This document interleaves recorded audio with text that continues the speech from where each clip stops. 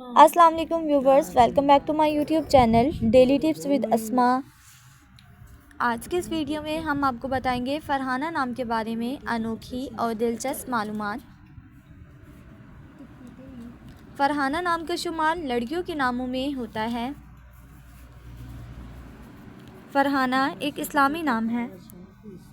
फ़रहाना नाम की इब्तदाई तारीख अरबी ज़ुबान से निकलती है।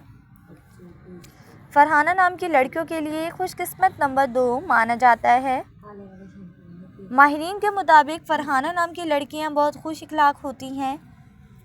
फ़रहाना नाम का मतलब है खुश और मुतमईन। फ़रहाना नाम की लड़कियों के लिए खुशकिस्मत दिनों में मंगल और जुमेरात का दिन शामिल है। फ़रहाना नाम के अफराद के लिए मुवाफिक रंगों में सफ़ेद, पीला और हल्का सब्ज़ रंग शामिल है। फ़रहाना नाम के अफराद के लिए मुवाफिक पत्थरों में फ़िरोज़ी पत्थर शामिल है। खुशकिस्मती वाली धातों में हिंसों के हिसाब से कांसी शामिल है। फ्रेंड्स, अगर आप अपने नाम का मतलब जानना चाहते हैं तो कमेंट बॉक्स में अपना नाम लिखें। इंशाल्लाह हम आपके नाम की वीडियो ज़रूर बनाएंगे। Thanks for watching. अल्लाह हाफिज़।